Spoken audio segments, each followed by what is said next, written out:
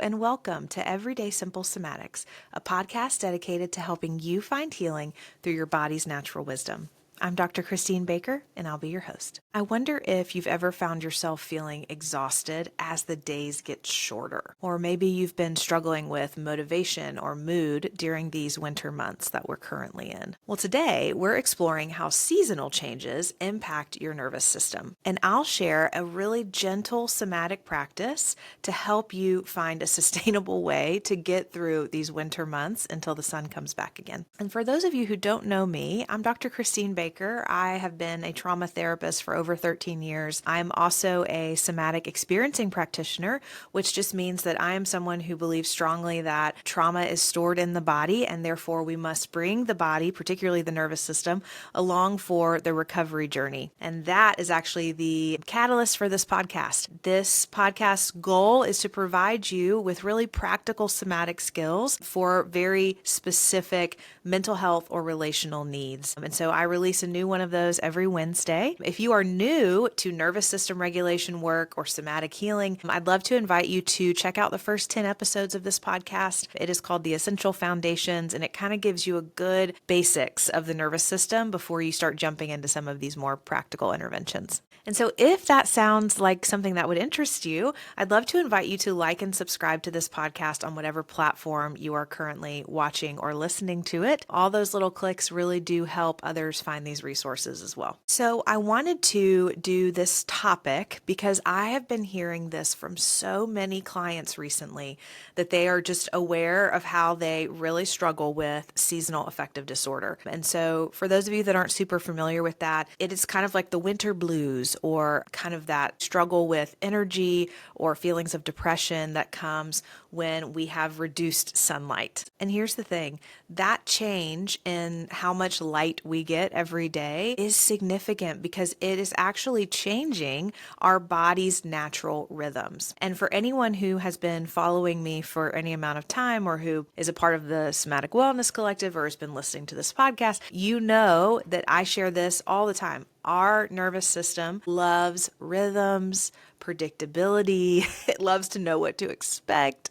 And so when the seasons change like this and our internal rhythms are shifted, and I'm going to talk more about that in just a minute, our nervous system responds, right? So here's some of the ways that I think it really impacts our physical body. So when there is less daylight, less sun, our body is going to produce more melatonin because it's dark. That means I'm supposed to go to sleep, right?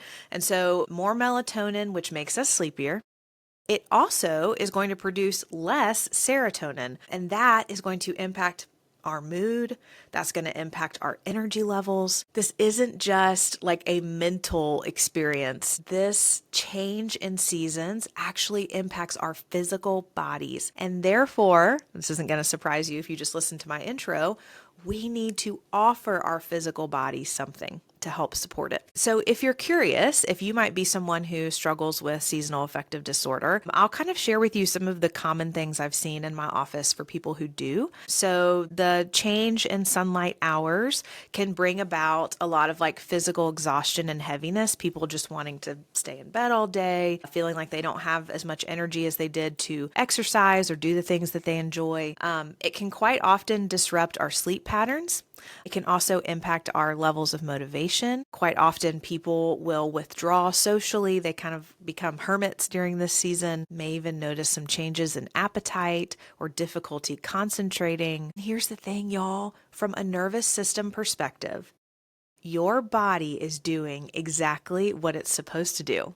It's conserving energy during the months where there's less sunlight to do things. The challenge comes because in our modern day lives, we don't have systems that are busier in the summer and less busy in the winter. We are kind of expected to maintain the same energy and the same productivity every single month of the year, right? And so we end up really pushing against some of the natural rhythms that are happening in our body. So In today's practice, we are not going to fight those natural rhythms. We are actually going to honor those rhythms and give our body what it is asking for. And we're going to do this through combining a little bit of movement and intentional seeking of light. So, as I always do, I'm going to explain to you what the practice is going to be so that you can decide if it's something you'd like to try or not before we actually do it together. Okay, just a warning. This practice is probably the most hippie-ish one we've done so far, but I promise it's going to feel so good to your body and your nervous system. So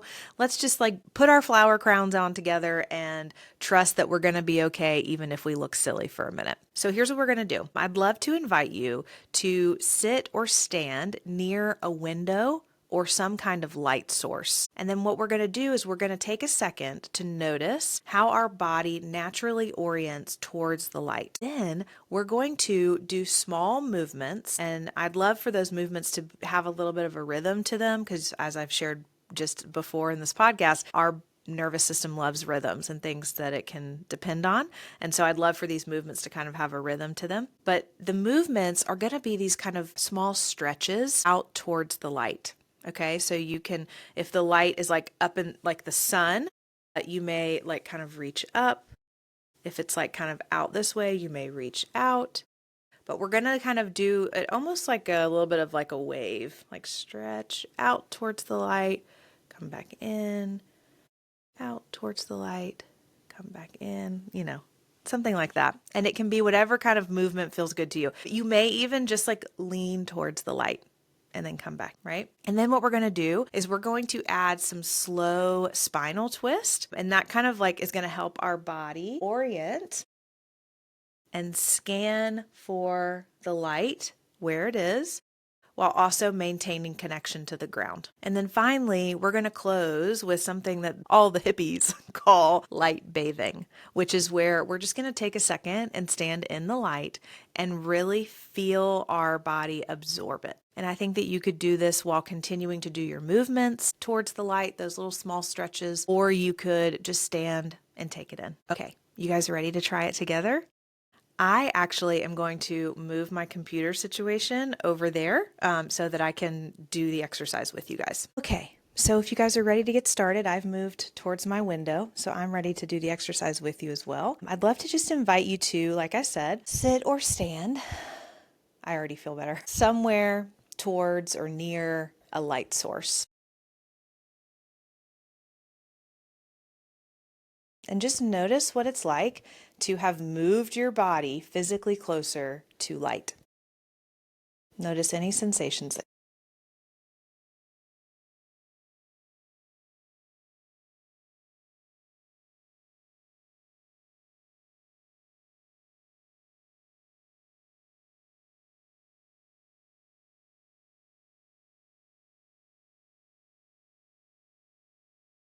Then, whenever you're ready, I'd love to invite you to start doing some of those small stretches that we discussed, those kind of rhythmic small stretches towards the light. And I'm actually going to put my microphone down so I can do these with you, and hopefully you can still hear me okay.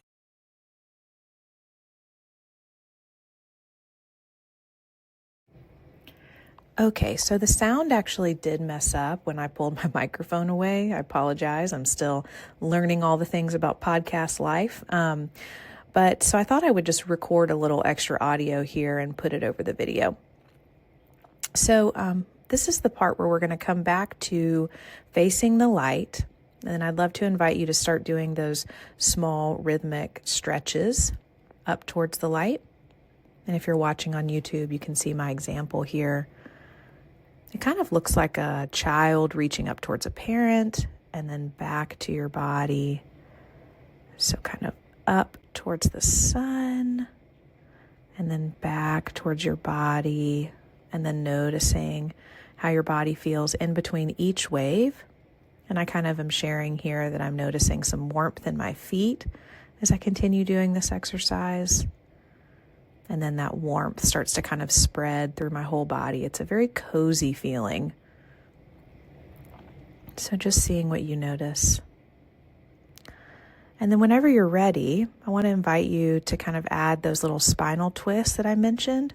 So you're just orienting to your space noticing where's their light, where's their darkness, and then noticing what happens in your body as you look from each space to the next space.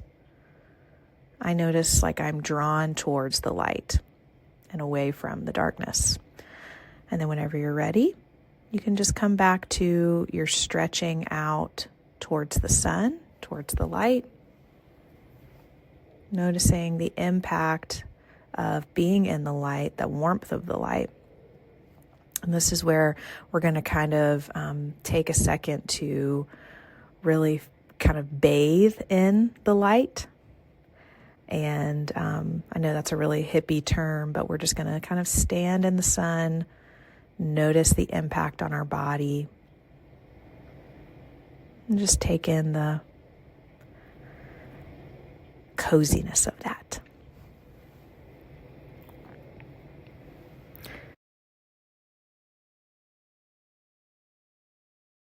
Do this as long as you'd like.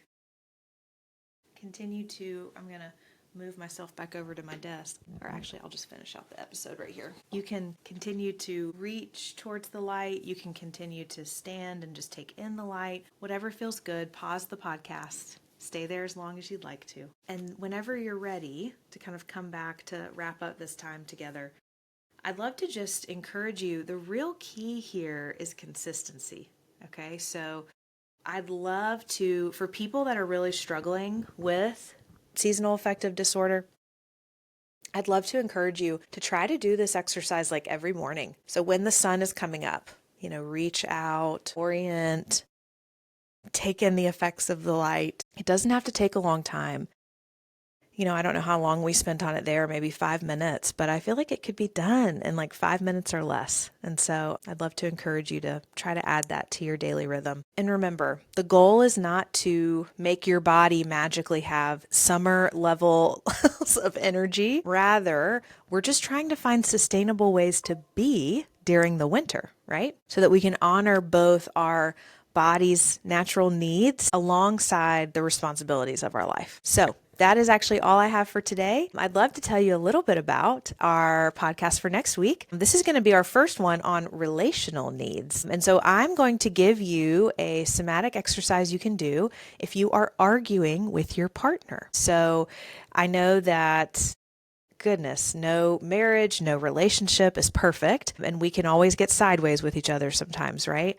And so this is going to be an exercise that you can do to help those times where you do get sideways with each other hopefully go a little smoother. So if today's episode has been helpful to you, or tomorrow's sounds like it would be, I'd love to invite you to like or subscribe to this podcast on whatever platform you are watching or listening. And if you'd like to dig deeper, I'd love to invite you to subscribe to my weekly email newsletter.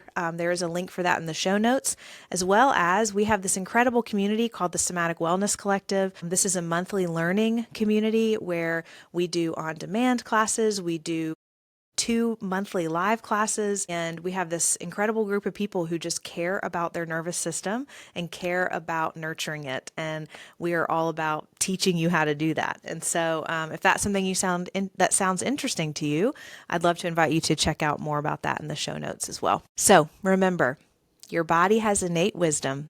We just have to learn how to listen to it. And that's what I'm here for. I'll see you next time.